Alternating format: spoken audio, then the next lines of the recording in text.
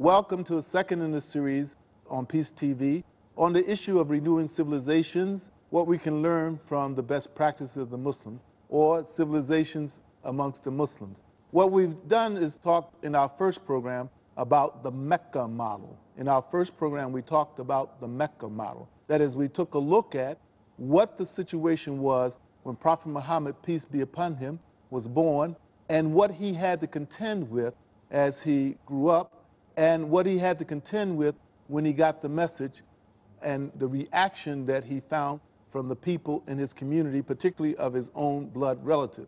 And so in looking at that, we talked about three things. We talked about feel, right? We talked about the whole issue of the elephants. We talked about the foundation of Islam, that is the context in which Islam came.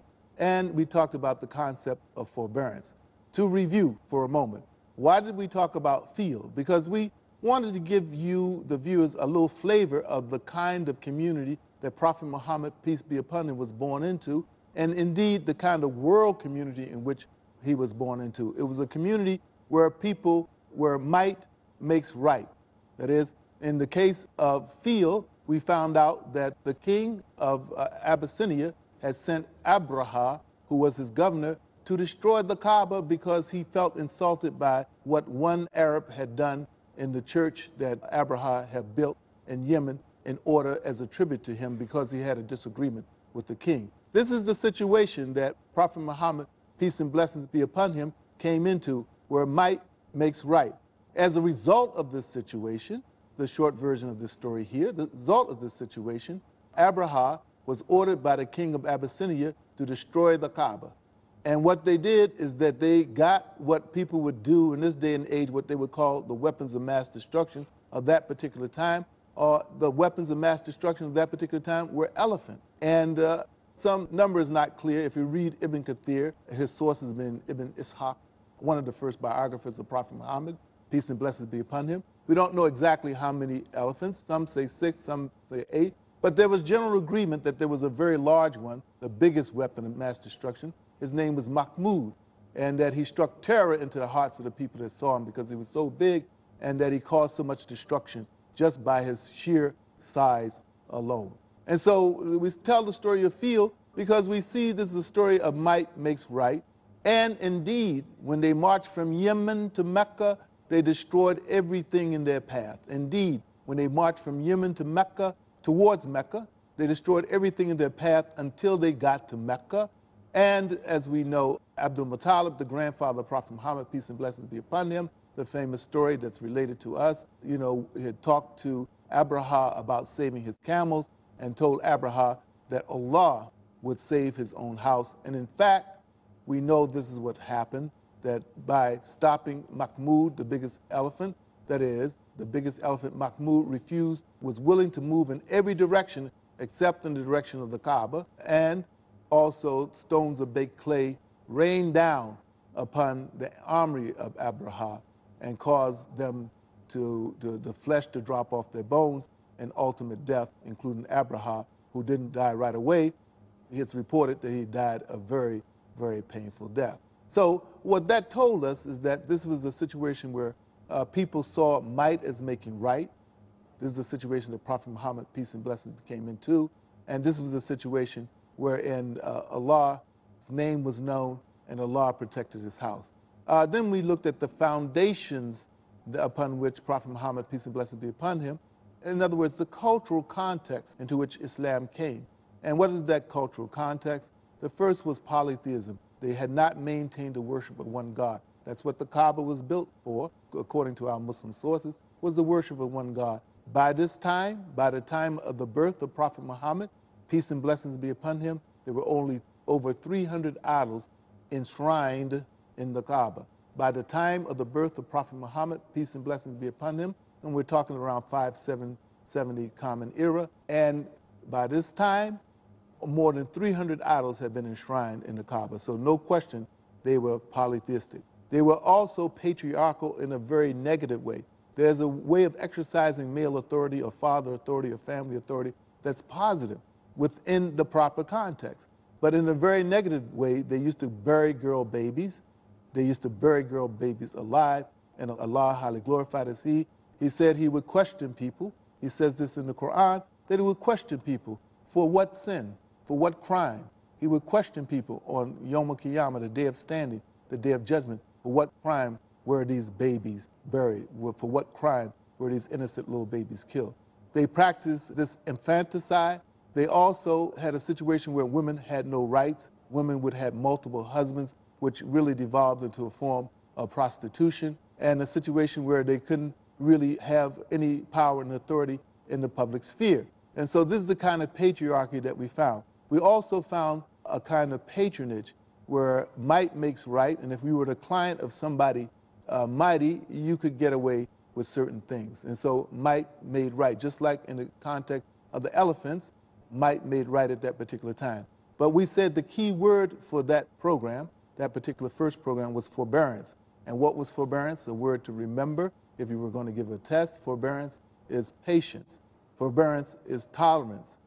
Forbearance is being good-natured in the face of difficulties.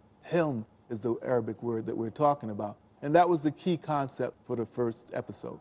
So we're now in the second episode, and the key concept here is the rule of law. The key concept or idea that we'd like to come back to at the end of this episode is the rule of law. And what we're going to look at right now is the model that we see in Medina. We looked at the model, and that is, we looked at the model of Mecca, that is, we looked at the situation that Prophet Muhammad, peace be upon him, was born into. We looked at the situation that where he came into prophethood. We looked at the situation of how he treated up until the time that he left. We made the point that the message that he brought was resisted by the Quraysh, right? He was ridiculed for the message that he brought, and people were so enraged at him that they attempted to kill him, and this led to his making hijrah to Yathrib, which became Mecca, the city of the Prophet, peace and blessings be upon him. And so we're looking at the situation. I know we're covering a lot of territory, but I would recommend for those of you who are not familiar with it, to find a good book of seerah, a good book of biography of the Prophet Muhammad, peace and blessings be upon him.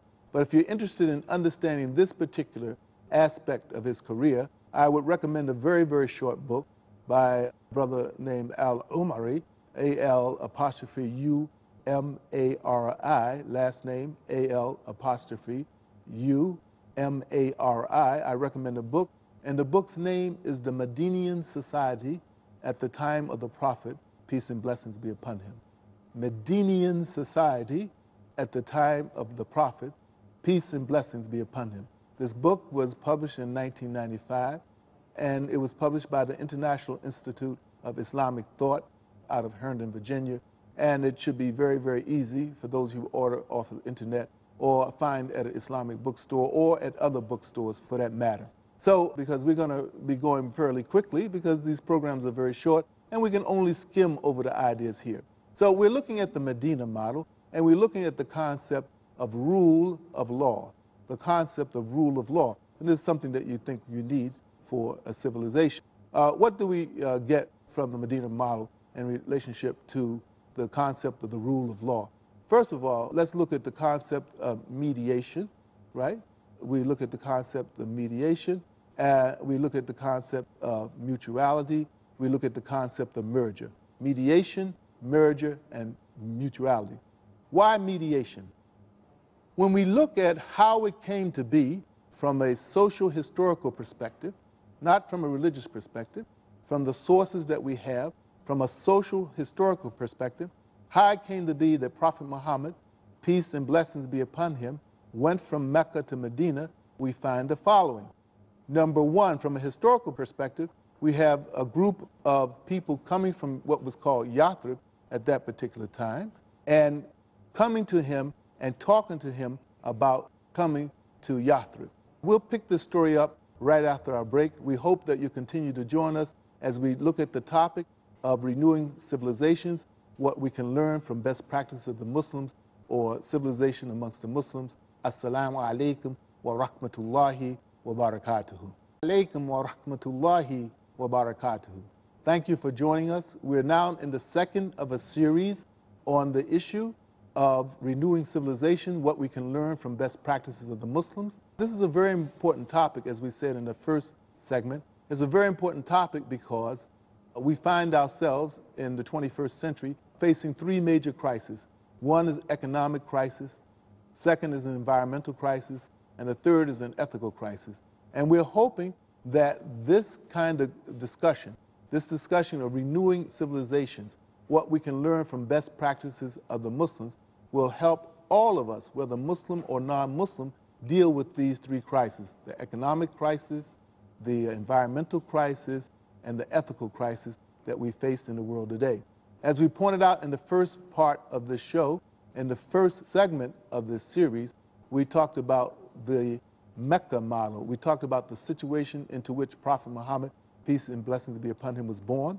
We talked about the situation that he took prophethood in when he was about 40 years old, the society in which he was in. And we talked about the resistance that he met to the message that he brought. We talked about the ridicule that people heaped upon him. They called him Majnun, they called him crazy. They called him a poet, which was a way of devaluing his message, that he somehow made it up in order to entertain the people or to influence the people. And they would do things like sweep brambles in his way, put animal entrails on his back when he's making prostration in order to pray. So they ridiculed him, and they were so enraged at him that he would go against the religion of their forefathers. But from a social-cultural perspective, one would guess that the major reason that they were enraged at him is that him insisting as Abraham, his role model, as he was told through the Quran, Abraham, his role model, insisted before him that his people return to the worship of one God. This enraged the people because by returning to the worship of one God, many of them thought they would lose the advantage that they had by being custodians of the sacred house, by being custodians of the Kaaba. And so they resisted him, they ridiculed him, and their rage, and they even boycotted the people of his Bani Hashim, the people of his tribe. They even boycotted him at this particular time. And so it's very important to understand that this was not a comfortable situation for him, but indeed he was going to say, La ilaha illallah, no matter what. There's no God but God. So where we picked up the story before our break, where we dropped the story before our break, rather, is that delegation came from Yathrib. Yathrib was a very, very different place from Mecca.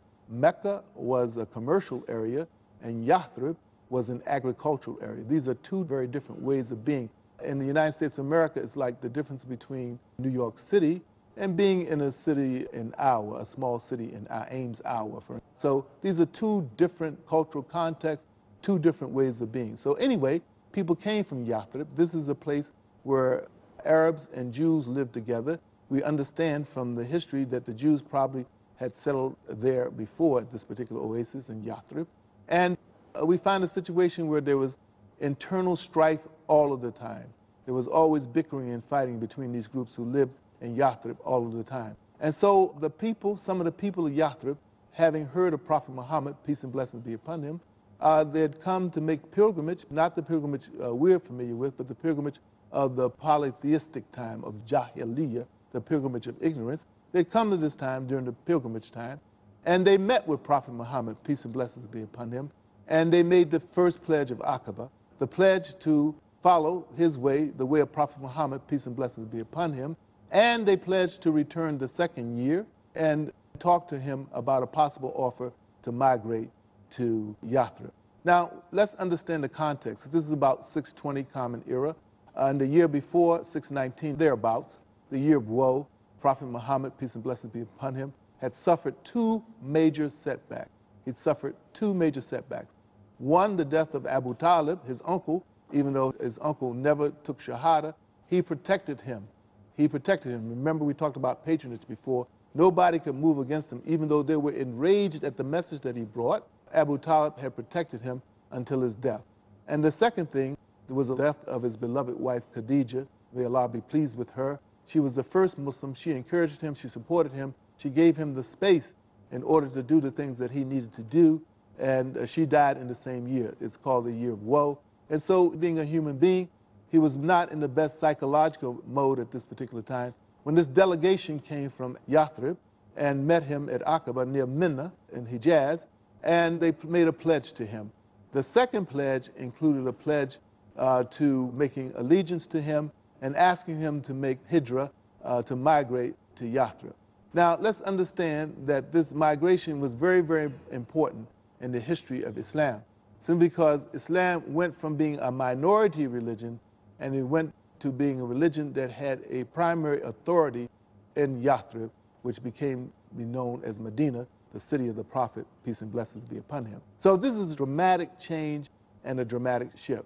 So we have the whole idea of the mediation that they were calling for from Prophet Muhammad, peace and blessings be upon him. One of the primary reasons that they came because they heard about how he was a wise person, how he'd even mediated affairs before he took the prophethood. He was known as Al-Amin, and he was known as trustworthy. And this is the kind of person you want to mediate affairs, somebody whose judgment you could trust and you felt that he would stick to right no matter what. He was known as Al-Amin. We know the story of the Black Stone, where the Quraysh, the polytheistic Quraysh, were rebuilding the Kaaba, and he helped them solve this problem. And so they had heard of him before. So when it came to mediation, he had had a wide reputation. So now what we're looking at in this migration from Mecca to Medina, we have a merger between two different cultures. We've had this. We've seen mergers between major giants in the United States of America or international corporations, AOL merging with Time Warner, for instance. And always one of the big issues with the merger is whether the culture of the two organizations are compatible. And so you have the situation with the merger between Mecca and Medina. You have people coming from a commercial culture going to an agricultural culture. Think about it for a moment. People coming from a culture that thrives on the mercantile, thrived on buying and selling, thrived on this situation, to a situation where people were more settled and more of an agricultural culture. You can find this kind of difference in culture by two cultures that are next to one another, much less two cultures that were far apart from one another. So you had a merger where you could predict that there would be some differences in values and outlook in the world simply because these were two different cultures. In addition, you had two groups of people, the people who made hijrah, the Muhajirin, and the people who were called the Ansars, the helpers of Prophet Muhammad, peace and blessings be upon him, both of which, given their status with the Prophet, might feel that they were a special or chosen people. The people who made hijrah, because they left, they gave up everything, and many of them knew the Prophet Muhammad, peace be upon him, throughout his life, and they knew him when he got his revelation, and they joined him earlier on. And they might have thought of themselves as being very, very special for that reason. The Ansar, on the other hand, might have thought of themselves being very, very special for the reason that they had come and sought him out and gave him refuge from a very, very hostile situation that he was facing in Mecca from the Quraysh, and particularly from some members of his families. And so we're looking at a merger not only between two cultures, but a situation wherein the people who were coming with Prophet Muhammad, peace be upon him, and the people who had went and got him and had joined him, the Ansar, the helpers, would have cause to think that I'm better than him, would cause to think that I'm better than him. That is, the people coming with Prophet Muhammad, peace and blessings be upon him, would think that they were better than the Ansar because they'd known him for so long and they were with him from the beginning and they were from Mecca, the place he was born. And the Ansar might think they were better off, and they certainly were economically better off, because when many of the people made hijrah from Mecca to Medina, they were forced to leave their properties, sometimes leave their families behind. And so economically and sometimes socially, culturally, they in fact were better off. But they felt they were better off because they knew the Prophet. They had been with him from the beginning. Some of them had been with him from early on, and they knew him growing up and the like, and they thought they were better. This is a recipe for disaster. Two different kinds of social economic cultures, two groups of people who felt that they had a special place. And this is part of the genius of Prophet Muhammad, peace and blessings be upon him, that he executed this merger in an excellent way. One of the major things that he did was he devised this way of brotherhood, mu'aqada, this brotherhood that was so close that he had Ansar and Muhajirin pair with one another, that is, people from Mecca and people from Medina originally, to pair with one another as close as brothers, and that they would be looking out for one another. And this effected the merger in a very, very positive way without the obvious infighting, that you expect from people coming from a different culture and people who had a different special relationship with Prophet Muhammad, peace and blessings be upon him. Brilliant move and strategy by creating this relationship that was close as brotherhood between the two people. And we know many, many stories that we can't go into right now. Again, if you look at the book Al-Umari, the Medinian society in the time of the Prophet, peace and blessings be upon him, a very short book, this will give you the details of this situation, how the rich and poor work together, how the Meccans and the Medinas work together, under the leadership of this brilliant merger leader, Now, the third and final point for this particular episode is the issue of mutuality.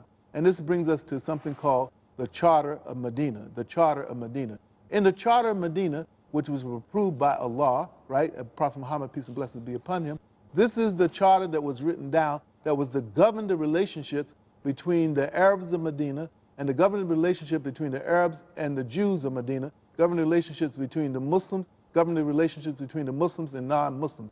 This was a brilliant, brilliant move. Aside from the move of creating the brotherhood, writing down this charter was a brilliant, brilliant move because it outlined the authority, the relationship, and the responsibilities that people had between one another. And what it did, it established the rule of law in Yathrib, which would be called Mecca at this particular time. This is a very, very important point. You cannot have civilization unless you have forbearance. You can't have civilization unless you have rule of law. What do I mean by rule of law? Rule of law is the idea that no matter who you are, no matter what your status is in the community, there are certain principles and ideas and values that you must adhere to. We'll take up this issue as we continue our discussion about renewing civilizations, what we can learn from the best practices of the Muslims. In the third segment, we hope that you'll watch the next segment. Until then, Assalamu alaikum wa rahmatullahi wa barakatuhu. Oh, people of the world.